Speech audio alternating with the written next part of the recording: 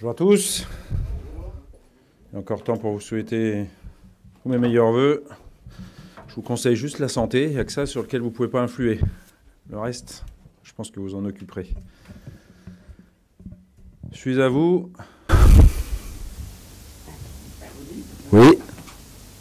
Il n'y a pas Karim pour ça tout le monde. Non, je sais pas moi. Pour démarrer, écoute, qu'est-ce qu'on te souhaite pour 2018 justement, pour cette fin de saison? Que vous, Pourquoi une saison réussie? que vous me parliez pas de mercato, parce que je ne vais pas vous répondre déjà sur cette conférence de presse. Je vous laisse 5 minutes, non, pour revoir vos questions peut-être. Qu'est-ce qu'on nous souhaite? Professionnellement, les meilleurs résultats possibles. Voilà, d'aller le plus haut avec l'Olympique de Marseille dans les 3 compétitions qui nous restent à jouer. Quel rapport tu as avec la Coupe de France? Est-ce que tu as eu des belles émotions avec cette compétition? Ouais. Oui, j'ai eu la chance de la gagner, pas en tant que joueur mais en tant que coach. Et c'est toujours une compétition particulière.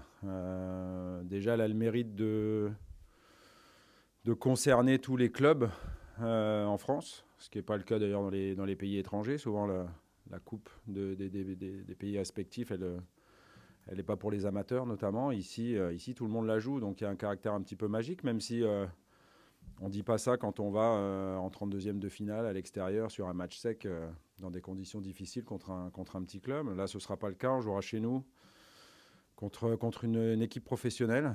Voilà, contre Valenciennes, qui a des qualités, mais de toute façon, qui que ce soit, et on fera ça jusqu'au bout, je l'espère, qui que ce soit, on jouera pour gagner, bien sûr. Rudy, bonne année. Bonne année. Je vais te souhaiter une bonne année, bonne santé, mais aussi une bonne Ligue des Champions pour la saison prochaine. Je vais reposer la question de Flo. Qu'est-ce que tu privilégierais, c'est-à-dire une troisième place ou un trophée pour cette année? Ça, c'est une bonne question. Ni l'un ni l'autre, il faut tout prendre si on en a l'occasion. Je ne sais pas, vous connaissez l'objectif affiché du club, le président l'a redit, parce que vous ne me croyez pas, donc il a bien fait de le redire. Voilà, il y a l'objectif et les ambitions. Les ambitions, elles sont sans limite. Si, la limite en championnat, c'est la deuxième place, parce que toute autre place ne sera pas accessible. Mais par contre, c'est vrai que 2, 3, et pour l'instant, on est 4. À la mi-championnat, c'est serré, tout est jouable. Donc si on finit 4e, ça sera l'objectif. Si on finit mieux, c'est qu'on aura eu raison d'être ambitieux. On verra. Après, en Coupe de France, ça dépend beaucoup du tirage et de l'adversité. Ça a toujours été comme ça. Mais encore une fois, j'espère qu'on n'aura pas trop de choix à faire sur des matchs trop rapprochés et donc du coup des équipes ou des joueurs à ménager sur certains moments, parce qu'on a bien évidemment l'Europa League, qui est une compétition européenne, et pour l'Olympique de Marseille, voilà, c'est non seulement une vitrine intéressante, mais aussi une compétition qui peut nous amener, je l'espère encore, des grandes satisfactions. On verra. Donc c'est difficile de choisir. On jouera tout à fond. Aujourd'hui, 5 janvier, je peux dire ça. Après, quand on aura un gros match après, un gros match avant, il va falloir réfléchir un petit peu. Ouais, ça c'est sûr. C'est la 32e de finale à domicile contre 2002. C'est l'occasion de faire des essais, de faire des tests, de relancer certains joueurs comme Nico qui n'a pas été titulaire depuis longtemps. Ou est-ce que vous lancez ton équipe Les joueurs, on va dire, tout le monde aurait besoin de jouer, mais malheureusement, tout le monde ne pourra pas jouer. En plus, on a mais c'est propice à la période. On a quelques malades, donc on va faire le point aujourd'hui et demain. Je pense qu'il y en a qui seront absents à cause de ça. Et d'ailleurs, on s'aperçoit, et c'est la seule chose que je pourrais dire sur le mercato, je vous l'ai déjà dit, je le pense, il faut qu'on fasse attention de ne pas être leurré par notre première partie de saison en termes de disponibilité de l'effectif. On a fait une première partie de saison excellente, 38 points en championnat, qualifié en Europa League, mais on n'a pratiquement pas eu de pépin. Le seul gros pépin, c'est Greg Sertic. Voilà, parce que même Bouba Camara, qui a disparu depuis 1 mois et demi, à un moment préjudiciable, il a quand même participé depuis le début de saison, et notamment en Europa League. Donc attention, parce que là, on a 3 malades et un blessé, et puis on s'aperçoit qu'on va être que 17 joueurs pour 16 places sur la feuille de match. Et je compte le petit Sarri, je compte Christopher Roca. Donc on a un staff préparation physique et médicale de très haut niveau, mais on peut aussi être exposé à des gros pépins. Alors moins que ceux qui jouent pendant la trêve internationale. Et j'en profite pour appuyer sur le fait que Pep Guardiola a raison quand il dit que c'est assez inhumain d'avoir un seul jour de repos entre 2 matchs. Je pense que peut-être le système de l'Italie est intéressant, puis après je vous promets, on ne dérive plus de la question, on revient à la question. À savoir peut-être jouer Noël, Nouvel An, pourquoi pas, c'est les vacances, il peut y avoir du monde dans les stades, contrairement à ce qu'on trouvera peut-être dimanche. Et ça c'est un peu problématique, mais par contre il faut couper, donc il faut couper mi-janvier, c'est ce que vont faire les Italiens, c'est pas si bête que ça. Et du coup, je ne me souviens plus de la question, mais j'ai dû y répondre dans ma longue réponse, je pense. Ah oui, non, c'était ça, c'est une question intéressante. Donc je disais, tout le monde ne pourra pas jouer, donc il faut relancer des joueurs pour repartir tout de suite, c'est-à-dire, on va dire, une équipe qui ressemble à ce qu'on met d'habitude, moins ceux qui sont malades ou avec des petits pépins. Après, est-ce qu'on peut changer des choses, relancer des joueurs? Je pense que personne n'a besoin d'être relancé. Il y a eu pas mal de turnover dans les 10 derniers matchs de décembre. Et du coup, tout le monde a amené sa pierre à l'édifice, puisqu'on a fait un mois de décembre plutôt correct, quoi, on va dire. Tu es dans le show sur les gardiens? Oui, Steph jouera. Il était prévu, Johan le savait, qu'il jouerait la Coupe de la Ligue. Malheureusement, on s'est fait éliminer d'un match qu'on a gagné. Ça, c'est le disque rayé de 2017. Et du coup, par contre, il le savait, en Coupe de France, les 2 gardiens, ils savaient que je ferais du coup par coup.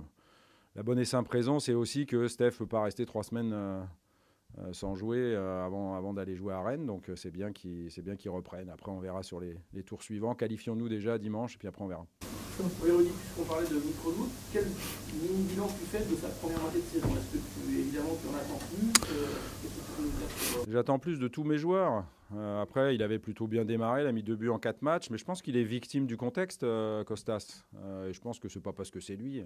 Tout attaquant qui sera arrivé dans les derniers jours du mercato et dont on déterminerait, comme ça a été fait, comme un panic buy ou quelque chose comme ça, et qu'on n'aurait pas acheté suffisamment cher, serait quelqu'un qui serait dans la ligne de mire des observateurs, on va dire, et qui malheureusement n'aurait pas tout le temps et la confiance qu'il faut à un attaquant pour bien s'exprimer. Donc moi j'ai confiance en Costas comme je l'ai en Valère.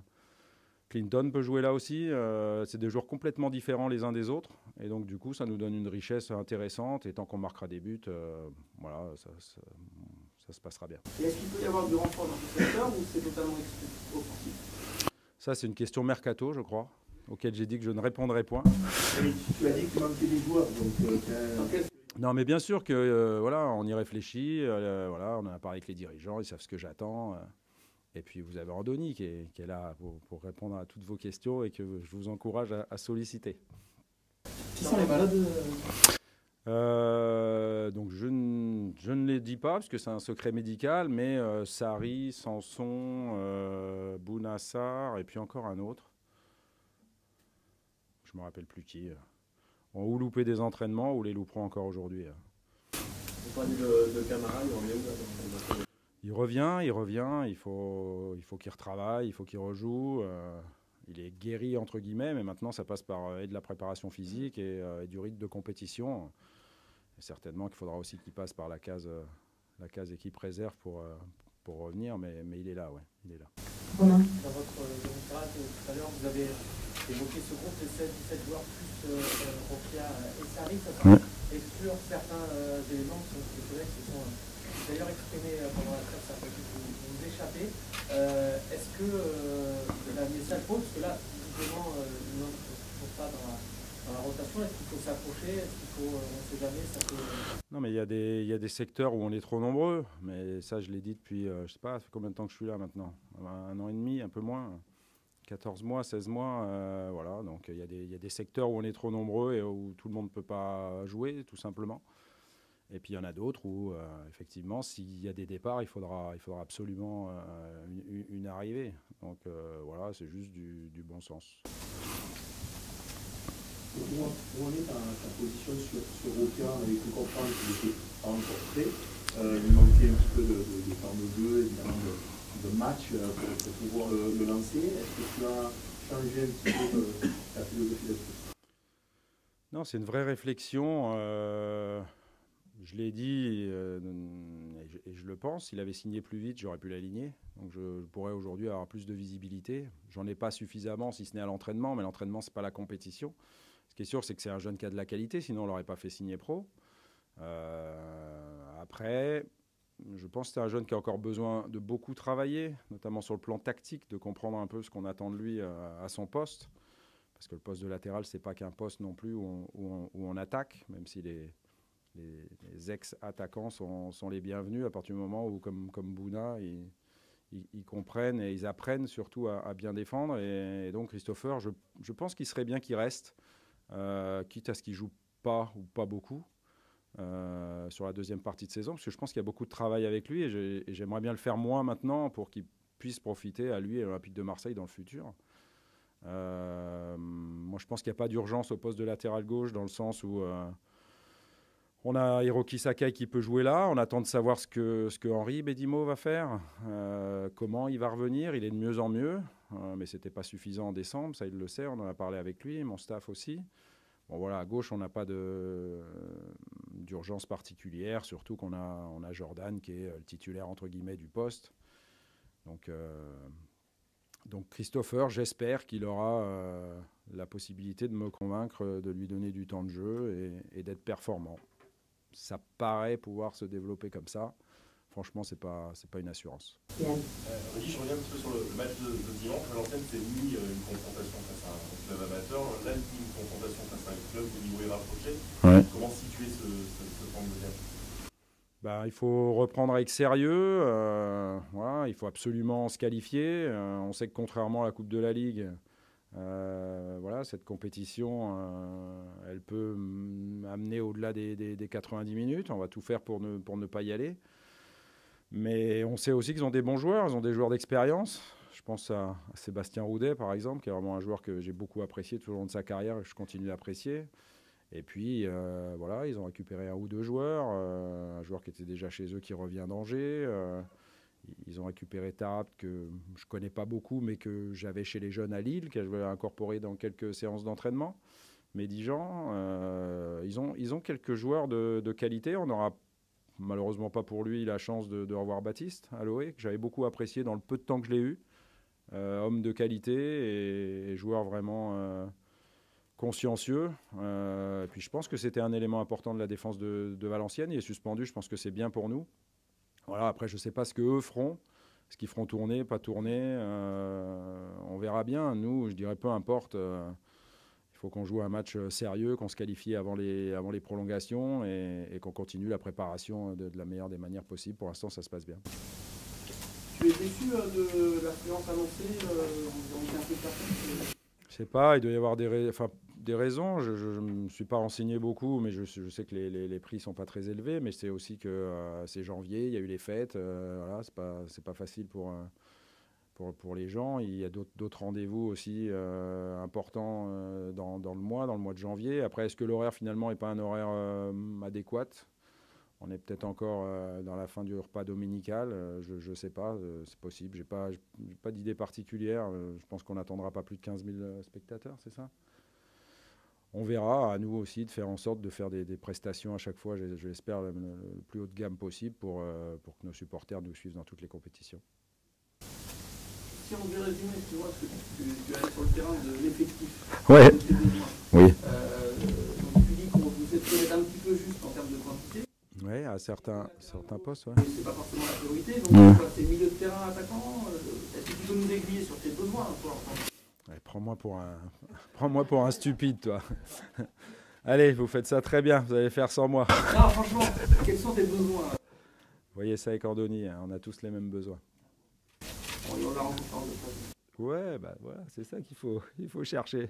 Toi, je te renvoie la patate chaude. On te connaît par cœur, le match qui vient de celui de dimanche. Oui. Mais si je te dis que le match charnière, c'est Rennes avec qui il y a un petit peu d'antécédents, etc. On va parler. Tu as une semaine pour le préparer, Rennes pour... Non, je veux bien y répondre la semaine prochaine. Mais c'est vraiment dans ta tête déjà ou tu faut vraiment te focaliser sur la match? On aura 6 jours entre Valenciennes et Rennes. Donc, ce qu'il faut, c'est arriver le mieux possible au championnat. Mais encore une fois, la Coupe de France, elle n'est pas négligeable du tout. Il faut absolument reprendre de la meilleure manière que ce soit. Et après, effectivement, il y aura des sujets de motivation qu'on réactivera la semaine prochaine. Merci à vous. Oui, à tout à l'heure.